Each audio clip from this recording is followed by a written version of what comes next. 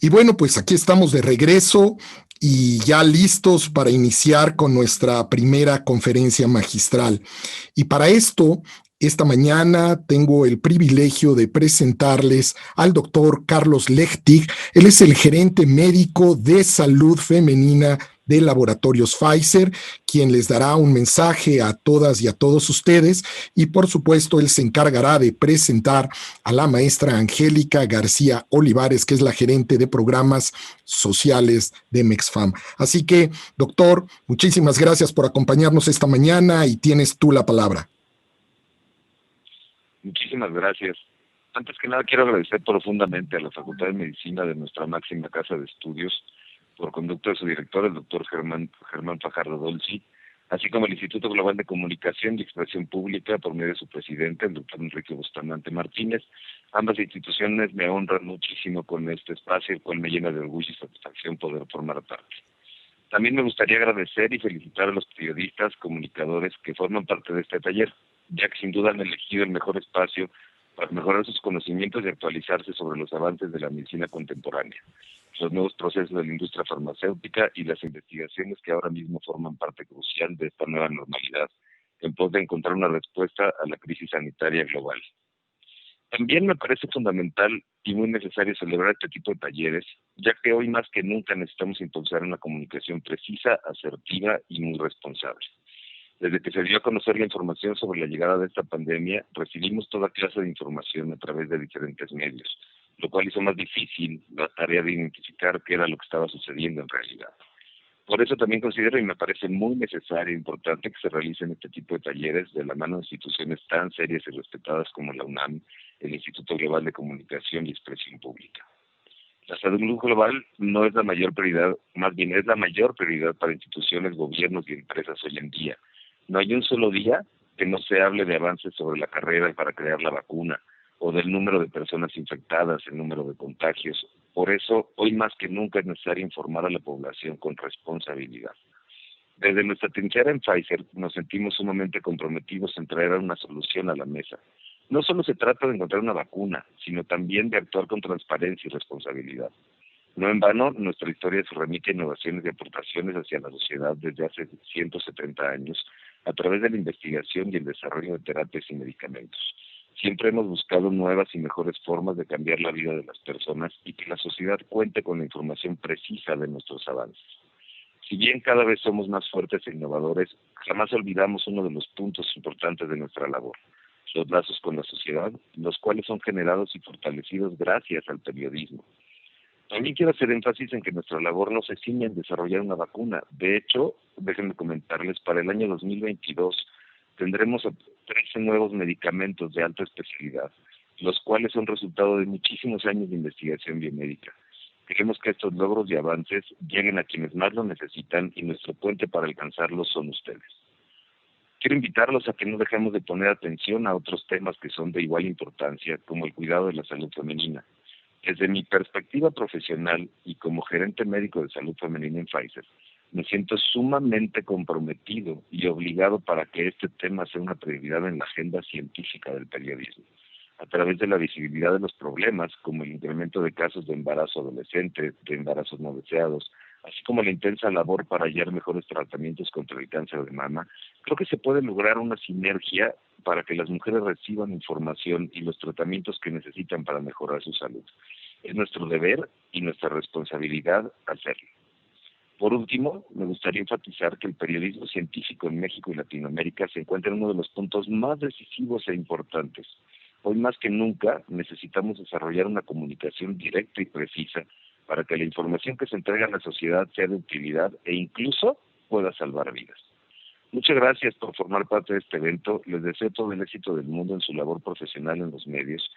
Y sin más palabras, los dejo con la maestra Angélica García Olivares. La maestra García Olivares nació en la Ciudad de México el 14 de septiembre de 1974. Cursó la licenciatura en Psicología en la Facultad de Psicología de la Universidad Nacional Autónoma de México, la maestría en Psicología con residencia en Terapia Familiar en la Facultad de Psicología también de la UNAM. Trabajó con personas en situación de calle. Coordinó proyectos de desarrollo integral en escuelas rurales de Hidalgo, Chiapas y Michoacán.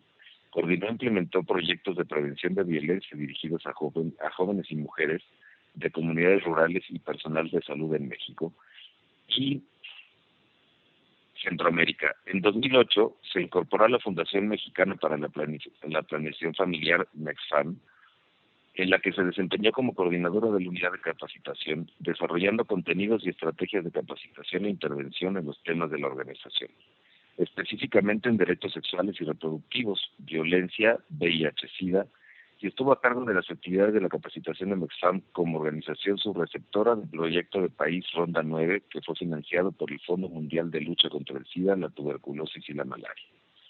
Coordinó el componente educativo y comunitario del proyecto de investigación, construcción de un modelo innovador basado en investigación operativa para la salud sexual y reproductiva de los adolescentes.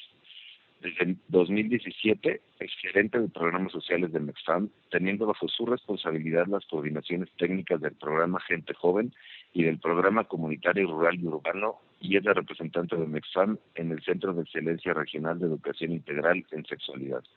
Querida Angélica, los micrófonos son tuyos.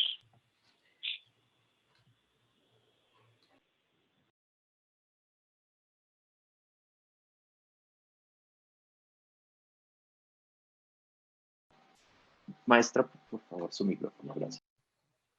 Bueno, ya ahí estamos. Muchísimas gracias por la presentación y gracias por abrirnos este espacio con este tema tan importante en el marco de este taller que, como bien ya se mencionó, es fundamental, ¿no? La manera en la que comunicamos mensajes a la sociedad acerca de salud sexual y reproductiva, acerca de la salud de las mujeres, es fundamental y puede contribuir definitivamente a mejorar las condiciones de las mujeres en nuestro país y en América Latina. ¿De qué vamos a hablar el día de hoy? Bueno, pues vamos a hablar de salud sexual y reproductiva desde una perspectiva de derechos. Esta charla va mucho más enfocada a los aspectos sociales de la salud sexual y reproductiva, que definitivamente pasa y cruza por el cuerpo de las mujeres, sin dejar de lado a los hombres. El impacto de la salud sexual y reproductiva y de las problemáticas sociales que a ella se asocian impacta de manera importante a las mujeres. Primero que nada, quiero decir que la pandemia no afecta por igual a todas las personas. Dependiendo de los contextos, sobre todo de los contextos de vulnerabilidad y pobreza, el impacto es mucho mayor. Sobre todo en un país como México, en donde hay un porcentaje importante de personas que no tienen acceso a seguridad social ni a sistemas de salud pública. Y genera impactos que pueden perdurar a lo largo de generaciones. UNICEF ha advertido, por ejemplo, de la posibilidad de un incremento importante en el trabajo infantil a nivel mundial, especialmente en América Latina. También se advierte desde agencias internacionales sobre el peligro de la inserción de las mujeres a actividades económicas de riesgo, como el trabajo sexual. Definitivamente la pandemia ha impactado a la salud sexual y reproductiva de mujeres, niñas y adolescentes, y lo vemos ahora con el incremento de la violencia basada en género, consecuencia del encierro, del aislamiento social. Es así que tener una perspectiva social que reconozca las particularidades de cada grupo y los contextos específicos nos permitirá dar respuestas mucho más efectivas. La invitación que les hago en esta plática es a cuestionar la mirada que tenemos acerca de la salud, la mirada que tenemos acerca de las mujeres, acerca de las niñas, acerca de las adolescencias y acerca de la sexualidad. No podemos hablar de salud sexual y reproductiva si no cruzamos con todas estas categorías y poblaciones. Vamos a platicar acerca de la salud sexual y reproductiva como un derecho y vamos a tomar el ejemplo del embarazo no planeado. Y finalmente vamos a mirar el efecto del COVID en la salud sexual y reproductiva y cómo afecta a adolescentes, hombres y mujeres, y a mujeres, niñas y mujeres adolescentes que se encuentran en situación de vulnerabilidad. ¿Qué es lo primero que tenemos que mirar? La salud sexual y reproductiva no es meramente un tema médico o biológico. Es un derecho, se cruza con los derechos humanos. La salud sexual y reproductiva es un derecho humano. Es necesaria para fomentar la equidad y para ser equitativa necesita reconocer las particularidades de las personas, incluyendo género, juventud, por ejemplo, o etnia, y requiere de políticas del diseño de políticas públicas inclusivas. ¿Qué hablamos o a qué nos referimos por inclusión? Nos referimos a la necesidad de contemplar problemáticas y necesidades específicas de diferentes poblaciones. No pueden ser los mismos servicios para una mujer que tiene discapacidad, para una mujer que vive con VIH, o para una mujer que está alejada, que vive geográficamente alejada de un centro de servicio. Y esto requiere, el diseño de estas políticas públicas requiere de la participación ciudadana. No podemos diseñar políticas públicas en las que no se incluya la voz de las personas a las que va dirigida la política. Es un derecho. Tenemos los objetivos del desarrollo sostenible, que son 17 objetivos que nos hemos planteado para transformar a nuestro mundo para 2030. Y dentro de estos objetivos se contempla el tema de la salud. Estos objetivos nos dan lineamientos o dan lineamientos a los gobiernos y a las organizaciones de la sociedad civil para implementar acciones encaminadas a la disminución y erradicación de la violencia, de la pobreza. Por ejemplo, el objetivo 3 nos dice que es necesario garantizar una vida sana y promover el bienestar de todas las edades. Y estas son las metas que cruzan por la salud sexual y reproductiva: reducir la tasa de mortalidad materna al menos de 70 por cada 100,000 nacidos vivos, poner fin a las muertes evitables de recién nacidos y niños menores de 5 años, poner fin a las epidemias de VIH, SIDA, tuberculosis, malaria y enfermedades tropicales, y garantizar el acceso universal a servicios de salud sexual y reproductiva, incluidos planificación familiar, información y educación, e integración de salud reproductiva en estrategias y programas sociales. Para hablar de todo esto o contextualizar, es necesario también mirar cómo es que vivimos la sexualidad. Porque finalmente la sexualidad no es un tema biológico, no es un tema médico, no es un tema individual. La manera en la que construimos la sexualidad va a marcar la manera en la que ejercemos y también va a influir o impactar en la manera en la que se educa, en la manera en la que se comunica, ¿no? Y esta comunicación también puede ir cargada de prejuicios. ¿Qué tenemos que decir? Que la sexualidad es parte de la vida cotidiana y no está limitada al coito. Esto es fundamental. Pasa por la manera en la que nos relacionamos entre las personas. Pasa por la manera en la que nos construimos como hombres y como mujeres. Pasa por las normas sociales que regulan esas relaciones y por las normas sociales y que al final se transforman en políticas públicas que determinan el control sobre los cuerpos de las personas. Y, obviamente, la relación entre las instituciones sociales y el cuerpo, y el cuerpo sexuado. Los derechos sexuales y reproductivos son los que nos garantizan el ejercicio pleno de la sexualidad, y esto es importantísimo. Los derechos sexuales y reproductivos no es una cosa que adquirimos a los 18 años. Los derechos sexuales y reproductivos son inherentes a todos los seres humanos desde el momento en que nacemos, porque son derechos humanos.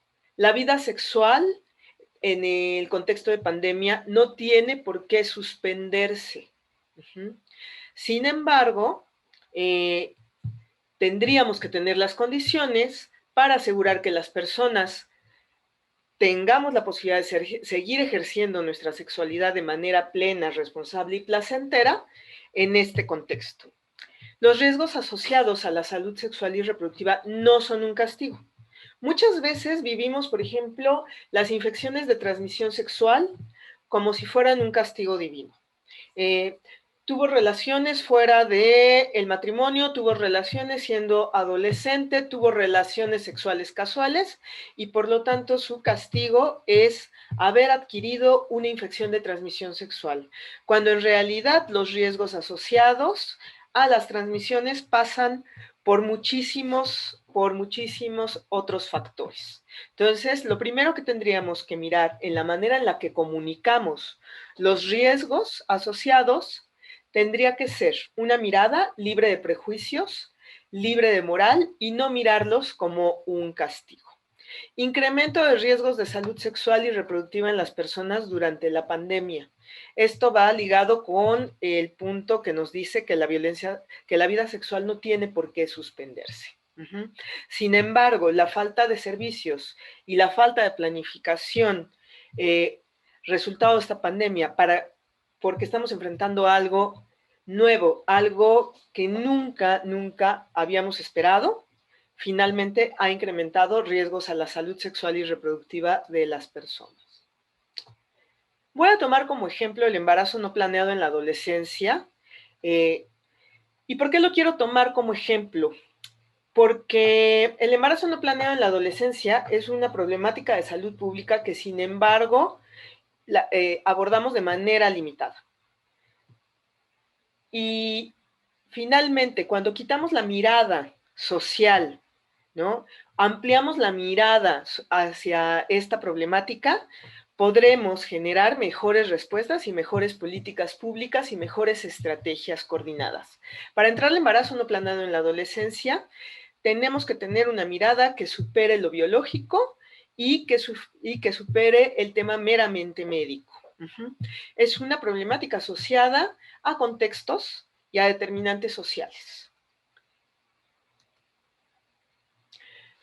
El panorama del embarazo no planeado en la adolescencia en México nos sirve para dimensionar el impacto de esta problemática y para mirar por qué estamos diciendo que es una problemática de salud pública y que además impacta en la vida de las mujeres, sobre todo de las mujeres adolescentes y jóvenes.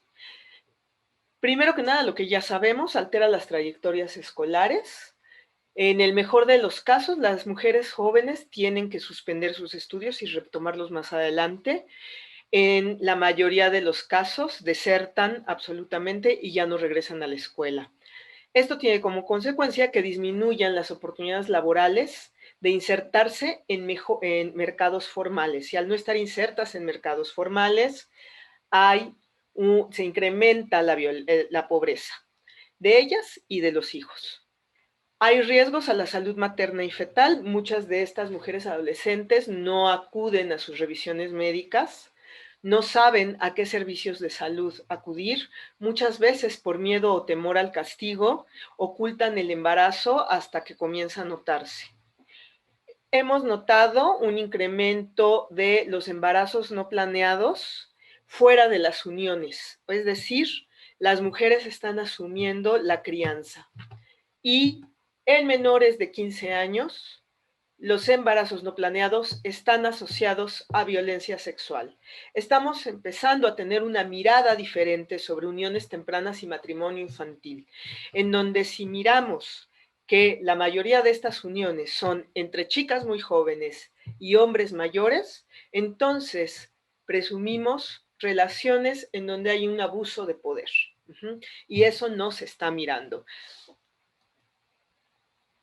En números duros tenemos que la tasa de fecundidad de niñas de 12 a 14 años, y esto es una estimación de CONAPO de 2019, se mira un aumento del 12 al 12, pasar de 2.82 nacimientos por cada 1,000 niñas en 2009 a 3.34 en 2014 y 3.77 en 2018. Entonces vamos mirando cómo la tasa de fecundidad en este rango etario va aumentando.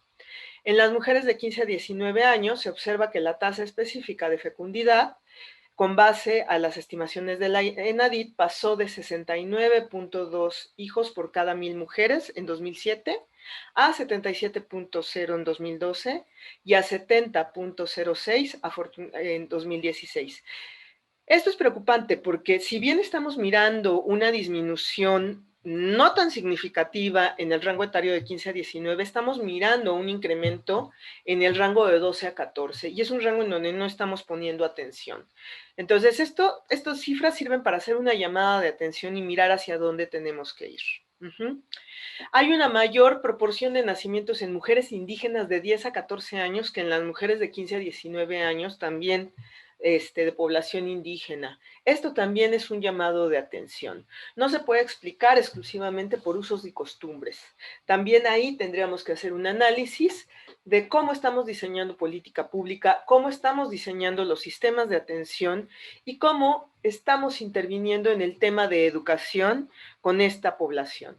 Y cada año unos 3 millones de adolescentes de 15 a 19 años se someten a abortos peligrosos. Estos son datos del el último informe de Fondo de Población que salió ahora en 2020, consecuencias socioeconómicas del embarazo no planeado en la adolescencia en México. Un documento muy interesante que pueden consultar en la página de Fondo de Población. El ejercicio de la sexualidad en la adolescencia es importante porque cruza por una mirada adultocéntrica, cruza por una mirada moral y cruza por la manera en la que construimos a los adolescentes, en donde invisibilizamos las características específicas de acuerdo a diferentes contextos. Esto tiene como consecuencia que no miremos o no tengamos la capacidad de diseñar intervenciones que tomen en cuenta características y sobre todo que pongan al centro a las y los adolescentes como sujetos de derechos y personas capaces de ejercer esos derechos, de tomar decisiones y por lo tanto de acceder a servicios. ¿Qué sucede? El ejercicio de la sexualidad en la adolescencia está marcado por construcciones sociales basadas en la biología y que se vuelven verdades absolutas. Entonces, tenemos una mirada sobre las adolescencias basadas exclusivamente en la edad y basadas exclusivamente en procesos biológicos, sin mirar que las adolescencias son diversas. La biología no determina la manera en la que vivimos la adolescencia. Un ejemplo importante, cuando preguntamos en los talleres que impartimos en MEXFAM a docentes, a madres y padres de familia, a personal de salud, las palabras que asocian a las personas adolescentes son irresponsabilidad, impulsividad, calentura, ¿no? Falta de toma de decisiones, son groseras o groseros.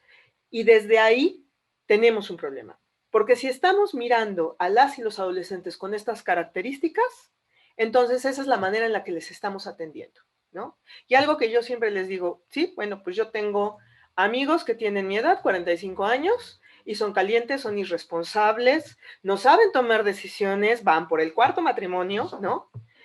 No atienden a sus hijos o a sus hijas. Entonces, eso no tiene que ver con con la edad. Tiene que ver con la manera en la que nos vamos construyendo. En conclusión, no podemos mirar a las adolescencias como algo homogéneo. Hay una serie de características. La toma de decisiones, por ejemplo, es una habilidad que se adquiere de acuerdo a las posibilidades que nos brinda el contexto. En esta mirada, basada en la biología y con verdades absolutas, estamos limitando la capacidad de las y los adolescentes de desarrollar esta habilidad. Pareciera ser que cumpliendo los 18 años adquirimos como por arte de magia esta habilidad de toma de decisiones. La sexualidad en la adolescencia cruza por el género, por la edad, y va de la mano y define la capacidad, lo que yo ya les decía. ¿Por qué el género? Porque no miramos de la misma manera el ejercicio de la sexualidad en adolescentes mujeres que en adolescentes hombres. ¿Qué sucede? Cuando una mujer llega sola a un servicio de salud a solicitar un método anticonceptivo, no le dan la misma atención y no es la misma mirada que la de un chico adolescente que llega a solicitar un condón.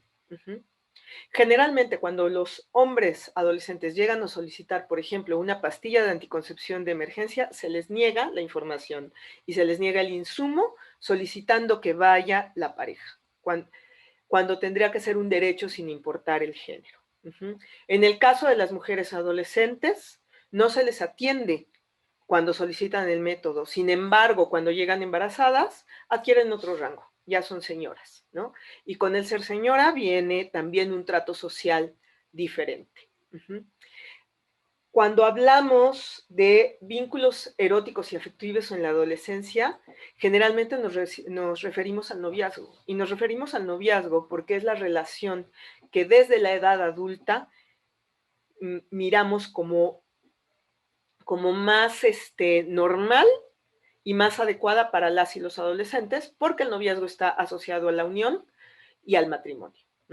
Sin embargo, estas personas están estableciendo vínculos eróticos y afectivos muy diversos, muy diversos, y que no necesariamente tienen que ver con el noviazgo, pero desde una mirada adulta son sancionados y son censurados.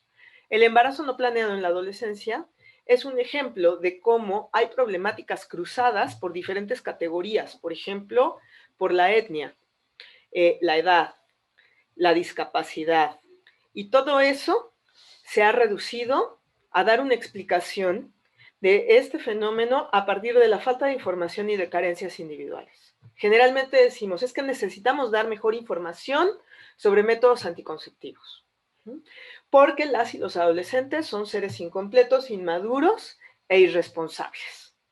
Y entonces, cuando tenemos esa mirada sobre este fenómeno, estamos eliminando de un tajo o de tajo otras categorías que cruzan esta problemática, como la violencia basada en género, las inequidades. Estamos borrando también de tajo la violencia sexual y reproductiva, las normativas de género, las relaciones de poder entre personas adultas y personas jóvenes, y mucho más importante, las carencias que tenemos en nuestros sistemas de salud para brindar atención en este rango de edad. Entonces, ¿cómo podemos explicar el embarazo no planeado en la adolescencia? Desde una mirada es la problemática individual asociada a la irresponsabilidad que creemos que viene dada de facto por la minoría de edad. O el reconocimiento de los determinantes sociales específicos que afectan a las juventudes y reconocer a las personas adolescentes como sujetos de derecho. Son capaces de tomar decisiones. ¿Qué es lo que necesitan? Necesitan que generemos las condiciones para que lo puedan hacer. Necesitan que tener la información para poderlo hacer. Y necesitan tener acceso a los servicios. Entonces, ¿qué es lo que tenemos? El embarazo no planeado en la adolescencia pasa por la invisibilización de la variedad y diversidad de juventudes que hay en nuestro país. Pasa por las normativas de género y relaciones de poder, por la falta de acceso a servicios de salud, por la carencia de educación integral en sexualidad y por el no reconocimiento de los contextos específicos. Ahora vamos a hablar un poco sobre el impacto de la pandemia en la salud sexual y reproductiva. Fuera de la pandemia ya tenemos una serie de barreras para poder ejercer la sexualidad y por lo tanto acceder a estos servicios, ¿no? Entre estas barreras encontramos creencias y actitudes negativas asociadas a la sexualidad que nos impiden hablar, que nos impiden solicitar información y que también marcan la atención que reciben las personas. Carencias en materia de educación integral en sexualidad. Seguimos pensando en muchos sectores que la EIS promueve la promiscuidad y el inicio de una vida sexual temprana. Nos parece escandaloso hablar de AIDS, por ejemplo, desde primera infancia. Normativas de género, las normativas de género son como las reglas de ortografía. Ahí están, sabemos que existen, no las cuestionamos y las aplicamos en nuestra vida cotidiana. Estas normativas de género van de la mano con las desigualdades de poder y por lo tanto dan como consecuencia que mujeres y hombres tengamos accesos diferenciados al ejercicio de los derechos. Carencias en materia de servicios específicos de salud sexual y reproductiva. Desigualdad y discriminación. Aquí podemos hablar del ejemplo de las mujeres indígenas y el embarazo no planeado y sobre la atención a mujeres con discapacidad, que muchas veces sufren aislamiento, ¿no? Y se les niega totalmente el derecho a decidir, por ejemplo, sobre un método anticonceptivo. Y algo bien importante, que es lo que estamos viviendo actualmente, eventos extraordinarios como emergencias y crisis humanitarias. ¿Cómo impacta en la salud sexual y reproductiva? Empezamos a ver una disminución de los servicios de salud específicos. Por ejemplo, interrupción legal de los embarazos en la Ciudad de México, disminución en los servicios amigables para adolescentes, en la atención ginecológica, en la detección y atención de infecciones de transmisión sexual, en la atención y seguimiento a mujeres embarazadas y recién nacidos, y la suspensión en los tratamientos para personas transexuales. Afecta las cadenas de suministros de métodos anticonceptivos y otros insumos y tiene un impacto diferenciado de acuerdo al género, identidad sexogenérica, orientación sexual, contexto rural y urbano, edad, discapacidad y etnia. Disminuye el acceso a información y educación integral en sexualidad, sobre todo en estos contextos que estamos actualmente, en donde hay que estudiar desde casa, y disminuye la posibilidad de acceder a asesoramiento para prevención de embarazos o infecciones. Esta es una estimación del Instituto Guttmacher sobre qué es lo que puede pasar en nuestra región si hay una disminución del 10% en servicios de salud sexual y reproductiva. Una disminución del 10% en el uso de métodos anticonceptivos modernos daría 15.401.000 mujeres con embarazos no planeados. Si tenemos 10% menos servicios esenciales para embarazos y recién nacidos, tendremos un aumento de 28.000 muertes maternas. El 10% de disminución de acceso a servicios de interrupción nos dará un aumento de 3.325.000 abortos inseguros en la región. Nuevamente, el Fondo de Población nos dice que 18 millones de mujeres, entre ellas las adolescentes, pueden dejar de utilizar un método anticonceptivo moderno. Podremos tener 600.000 embarazos no intencionados y 780 muertes maternas evitables. Los embarazos no planeados pasan por la violencia sexual, por la falla en el uso de métodos anticonceptivos, por el desconocimiento de la prevención y del funcionamiento de nuestro cuerpo y por la falta de acceso a servicios e información. Esto puede terminar en abortos inseguros. Actualmente estamos viendo que los servicios de interrupción legal en Ciudad de México y Oaxaca han disminuido y son por violencia sexual, ¿ok? Entonces, bueno, ya tengo que terminar. Entonces, bueno, nada más terminar con algunas recomendaciones. Necesitamos desarrollar planes para garantizar servicios de salud sexual y reproductiva en contextos de emergencia, es decir, acciones de preparación previa, garantizar servicios para adolescentes y jóvenes, asegurar insumos esenciales y métodos anticonceptivos para que estén disponibles y fortalecer las cadenas de suministro. Esto implica un trabajo entre gobiernos, iniciativa privada y agencias internacionales. Los servicios como la atención a violencia sexual y violencia basada en género, antirretrovirales para personas con VIH, servicios de aborto seguro, anticoncepción de emergencia, cuidados maternos, deben ser considerados servicios esenciales.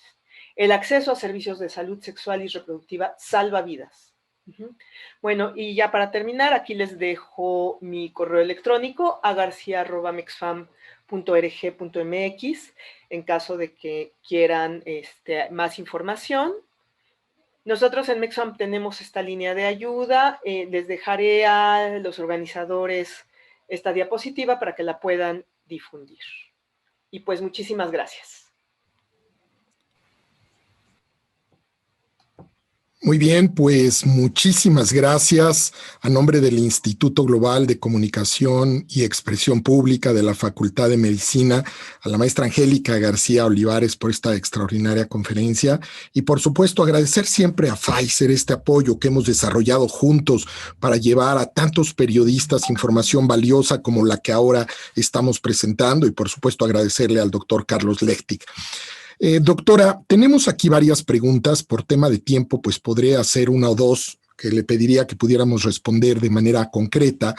Y la primera de ellas es, ¿qué programas concretos está desarrollando MEXFAM a partir de esto que nos plantea en el marco de la pandemia, sobre todo en términos de ayudar a la violencia a las mujeres? Por favor, doctora. Algo muy importante es la línea de ayuda gratuita Orientasex, en donde tenemos psicólogas capacitadas para brindar esta atención y, lo más importante, para hacer referencias a instituciones que en este momento están dando asesoría legal y psicológica a casos de violencia basada en género. También estamos capacitando a diferentes actores de gobierno vía remota, para que a su vez puedan replicar la información, dar orientación, consejería. También hemos apoyado con algunos métodos de emergencia. Algo muy importante es que hemos respondido realizando videos muy cortos con información en diferentes lenguas indígenas que han grabado nuestra red de voluntarias y voluntarios en las regiones en las que tenemos influencia y en lenguaje de señas mexicano. Y bueno, estamos implementando algunas acciones en territorio, es decir, yendo a comunidad con las medidas específicas para brindar información e insumos anticonceptivos de emergencia. Y a nivel ya general, tenemos un programa de educación integral en sexualidad, ¿no?, que justamente ha sido evaluado, probado, resultado de investigación, y que ha dado, y bueno, estas investigaciones nos dicen que contribuye a disminuir la violencia sexual, específicamente en adolescentes. Muy bien. Identifico que toda esta información estará disponible a partir de su página de internet y ahí estarán los teléfonos para que pues nuestros compañeros, colegas pudieran investigar más o ponerse en contacto con ustedes si es necesario. Hay una segunda pregunta importante que dice de qué manera impactará la pandemia del COVID-19 a los objetivos del desarrollo del milenio desde el punto de vista que ustedes tienen frente a este tema. Pues el impacto puede ser tremendo, ¿no? Como lo mencionaba yo al inicio, las consecuencias pueden ser de tal magnitud que no afecten solamente a esta generación, sino a varias generaciones que vienen posteriormente, ¿no? Los incrementos en violencia, los incrementos en embarazos, muertes maternas, tienen un impacto definitivamente en el incremento de la pobreza.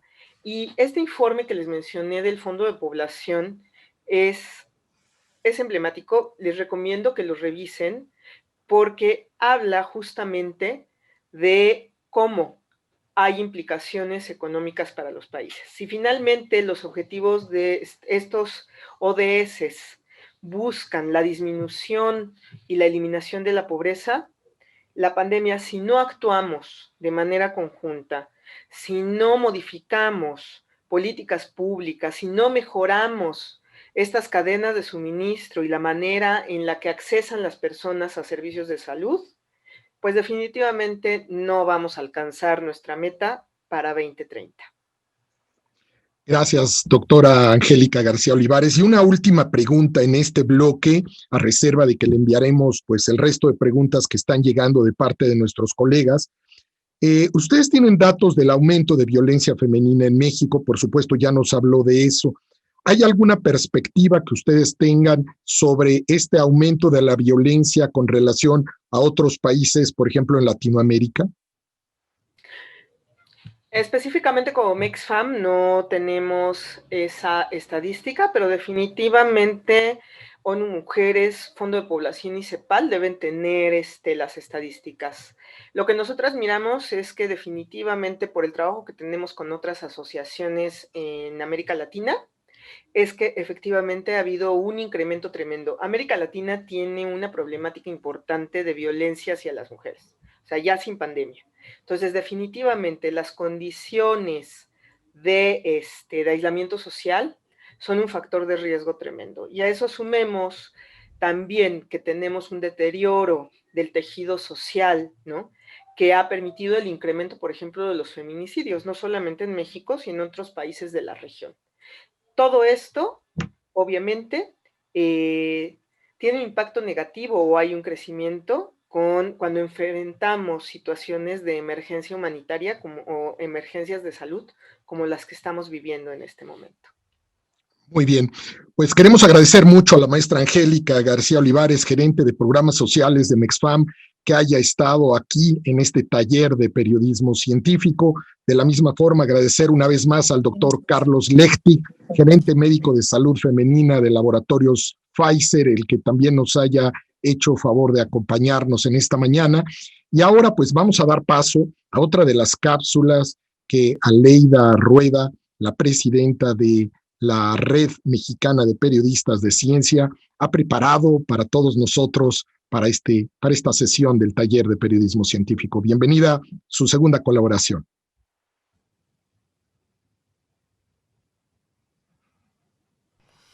Bien, ya tenemos el paper. Ahora, ¿qué hacemos? Muchas personas pues encontrarán una tarea muy compleja el leerlos y el entender qué es lo que dicen estos documentos. ¿Por qué? Porque usualmente están escritos con un lenguaje especializado en inglés, ¿no? Con pues conceptos de una rama específica de la ciencia que lo hace para muchos inaccesible. Entonces, uno de los primeros consejos que tengo que darles es que tengan paciencia, que no desistan. Entonces, para poder desmenuzarlos es importante saber sus partes, saber todo lo que tienen estos documentos.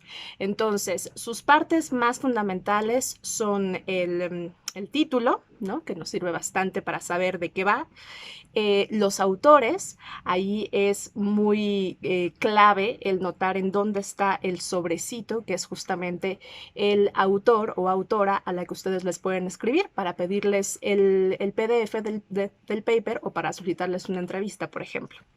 Luego viene el abstract, que es el resumen, ¿no? De todo el proceso, de lo más importante del proceso. Luego, pues ya empieza el texto y está compuesto por la introducción, la metodología, los resultados y la discusión, que es básicamente la estructura que rige toda la investigación, ¿no? En la discusión es importante dar cuenta o revisar cómo es que esos resultados se contrastan con información previa, con la investigación que ya se había hecho antes. Hay una parte muy importante que se llama el disclosure, que es cuando los autores dicen quién pagó por esa investigación o si no hubo, o sea, si los fondos fueron de las universidades, etcétera. Es importante porque a veces puede ocurrir que sean farmacéuticas, por ejemplo, quienes están pagando esa información. Y finalmente está la bibliografía, que nos sirve mucho para encontrar otras fuentes. Hola a todos, mi nombre es Carla Flores y soy estudiante del Instituto Politécnico Nacional, escuela donde también soy presidente de la Sociedad Estudiantil de Ingeniería Biomédica, sociedad a la cual nos llegó la invitación de participar en el taller de Periodismo Científico, Salud Global y Comunicación 2020 el pasado 16 de junio. Y bueno, me gustaría hablarles un poco sobre mi experiencia en este taller y la verdad es que fue increíble, tanto la organización, a pesar de que se realizó vía online, la calidad de los ponentes, la selección de temas tan relevantes como lo son hoy en día el COVID, los protocolos de prevención, la importancia de los dispositivos biomédicos durante esta pandemia. Y pues bueno, no soy una experta dentro de estos temas, pero todo fue muy entendible. Y bueno, también me gustaría mencionar sobre la importancia de estos talleres al divulgar información científica al público en general. Y es que, por ejemplo, en el 2017 la INPECIT, que es una encuesta que se realiza en México acerca de la percepción de la ciencia y la tecnología a la población en general, declaró que casi un cuarto de la población tiene un nulo interés hacia el desarrollo científico y tecnológico en México. Además de que casi la mitad de la población declara que considera peligrosos a los científicos. Y bueno, ¿a dónde quiero llegar con esto? Pues es la percepción que tienen los mexicanos sobre la ciencia y la tecnología, que ya sea buena o mala, se debe a distintos factores y distintas razones. Y sin duda alguna, uno de estos es la manera en la que se transmite la información. La ciencia que no está bien transmitida es ciencia no hecha. No siempre se puede cambiar la percepción de las personas sobre la ciencia y la tecnología, pero un divulgador científico sí puede cambiar la manera en la que transmite información para que ésta pueda llegar de una manera más entendible y fácil a todo el público. El taller de periodismo científico cumple con estos objetivos, el cual es que el manejo de las noticias sea accesible, responsable, precisa y objetiva hacia el público en general.